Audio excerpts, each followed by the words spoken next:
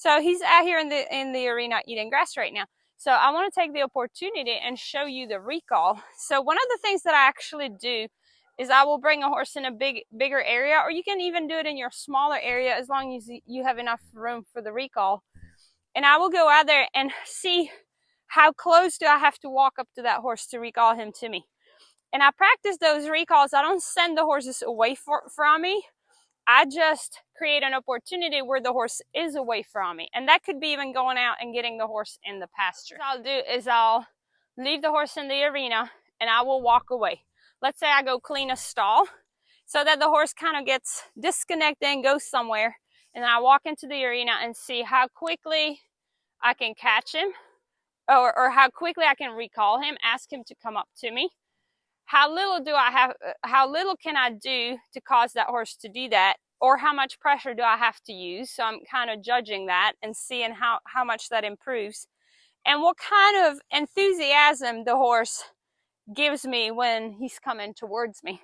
So do I get a canter draw, or is he barely walking? So he's actually looking at us right now and walking up a little bit. So I'm going to go ahead and do it. And then what I would do is I would recall the horse. I would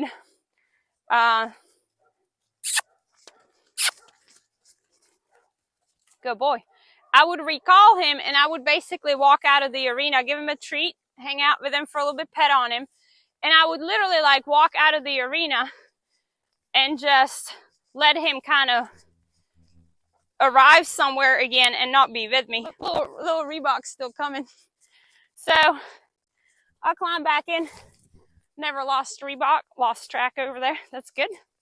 So we have pretty good distance. So what I'm looking for now is at what point does he pay attention to me? So right there, he gave me his eyes and his ears. Now he's not paying attention to me. So one way to get their attention is some kind of a vocal cue. If they're not looking at you, they can still hear you. So you can whistle, you can call the horse's name, or you can crack the whip. Come here, Track. Come on. Good boy. So I do as little as possible. I know that he can draw at the canter. And I would basically repeat this over and over. I would do it maybe 10 times or so. And what this does is, one, it gives you communication with your horse. How to recall the horse back to you should they leave at liberty. They know how to come back. They've learned the signal. You have a cue for it. And if you're ever doing performances and the horse runs off, again, you have practiced the recall. So Reebok didn't get a treat. He's like, what? Good boy. So you get to practice the recall at home in a situation where you can control it. You can come in from the side and kind of get a little bit of speed from the side with your long whip. Or if your horse is at a distance and you're directly in front of them, which is harder, I wouldn't start with that, is spread your sticks apart and teach your horse to come up to your chest like this. And that's something you can do on a lead line, and it's something you can do with 2 whips. Just spread your sticks apart like that and draw the horse to you. Walk away from him to the side and try to cause the horse to move their feet. So the gas pedal stick is creating, now we're building a Liberty team, is creating energy. So Reebok is in this session completely unplanned.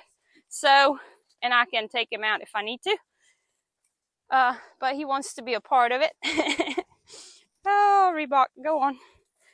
So you can use your long whip on the side, or you can spread your sticks apart and still use your long whip from the side to create the gas pedal and teach the horse to come to your chest. And so what I like to do is work on that recall. There we go. Again, so there he went off. He still has the herd over there. So I'm going to see if he stops there or if he comes back.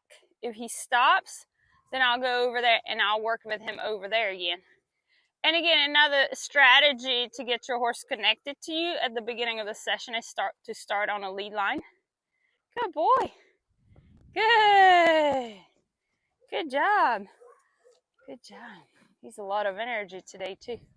We got a big storm coming today, so there's a lot of energy in the air. Whee, there's horses running. Good job. So because he's full of energy, I don't really want him too close to me right now. I'm just gonna work with him right here at a distance. And what you wanna try to figure out is what is it that you can do with your horse. Good boy. Just do something really simple. Don't work on new things. Just do things that you know your horse knows really well, so they don't have to focus on learning something, which adds more pressure usually. It's a lot of mental focus. So this way he's just kind of automatically doing what he already knows to do. Good boy. There he's starting to connect a little bit, so that's good. Straight, push his hip. That gets the horse connected. It brings the nose towards me instead of him looking out so much. And then bring him to my shoulder and give him a treat. Good boy. And then to create some bonding, now that he's a little bit calmer, I will take him for a walk. And I usually walk him to the areas where he wants to hang out. So I cause it to be my idea instead of his idea. So I'll take him there. He wanted to be in the corner here. So I'll be like, fine, we'll go to the corner. But then we're going to work in the corner. So go from the one gate to the next and just cause him to work there and make it a little bit of work for him when he's by the gate. And then eventually I would take him towards the cows and cause that to be more of a place of release and not as much work. And eventually the horse will be able to do everything everywhere. That's cute. So we're just playing here, just giving him a little bit of work in the corner here. And the thing with Track is he actually likes work. So he likes to use his body and he likes to work. So this works a little bit better on horses that are a little on the lazy side. Horses like Marshmallow. Good boy. Good job. It's pretty good. So what I'm going to try to do now is park him and see if I can recall him from here away from the herd. So just try to add a little bit of a challenge to it. See if I can draw him away from the herd. So that's just a little test here with his connection. Good boy. Good job. So that tells me that he's really connected to me now. He's not as drawn to the herd, and we can start our session now. And anytime you have a horse not connecting with you, you can always go back on the lead line, and you can also walk around with them and do a lot of at the shoulder stuff, which creates a lot of bond. It helps with that. But one of the most important things is do this on purpose. Meaning, like, I could walk out of this arena now and just leave him here and then come back, and wherever he is hanging out, usually he'll be eating grass somewhere, I'll walk up towards him from far distance and try to play with how far of a distance will he connect with me from, and then how much communication I have to draw him to me from further distances. It's called a recall.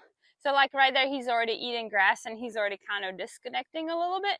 So I may just leave him there and I may just walk out of the arena. I'm not going to do it right now, but I could just leave him here and just say, okay, we're done. I'll walk out, and then I'll walk back in and try to recall him to me at a further distance. And it's basically just you stepping off to the side as you're walking up, being on one of the sides and using your sticks as a gas pedal like that. You already know how to do that. Do it at the distance where you know it's going to work. Okay, so like if you've only done it from 10 feet or 20 feet, then stay at that distance. And then as you practice more and more, you can increase the distance. Like Track, if I called his name and used my sticks and put a little bit of energy out there with my sticks, I bet I could recall him across this whole 300-foot arena.